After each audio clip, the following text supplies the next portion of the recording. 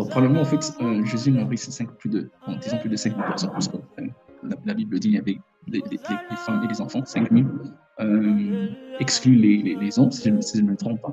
Mais la Bible dit, dans les 5 000 personnes, là-bas, il y avait que euh, les 5 pains et les 2 poissons, en fait, ils ont eu d'un enfant, en fait.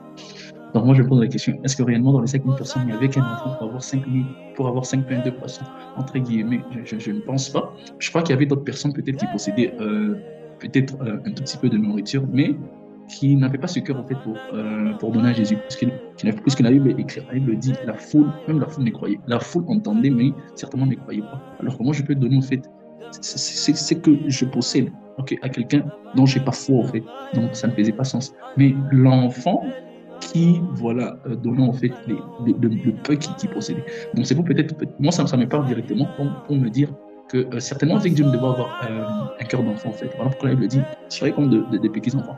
Puisque lorsque nous ne sommes pas, un grand va à chaque fois essayer de discourir avec Dieu en fait. Donc tu vas sortir des discours, Dieu non ça je peux. Mais si c'est un enfant, l'enfant en fait il est tellement obéissant, c'est très simple, c'est fluide avec Dieu en fait. Voilà pourquoi en fait moi je crois que ça me parle beaucoup pour moi personnellement aussi d'avoir un cœur au fait d'un enfant. Un enfant quand tu lui parles il obéit, mais un grand quand tu lui parles il veut essayer de comprendre, il veut essayer au fait il veut discerner ce que Dieu dit en fait. Et pour nous dans la démarche avec Dieu c'est vraiment en fait un retard. Donc, quand Dieu te dit, lève-toi peut-être la nuit, essaie de prier, essaie de méditer. Parfois, on se dit, non, méditer à 7 heures, non, je veux peut-être méditer le soir. On veut réorganiser le timing de Dieu en fonction de notre temps. Et moi, je crois que dans la démarche avec Dieu, ça nous répond beaucoup.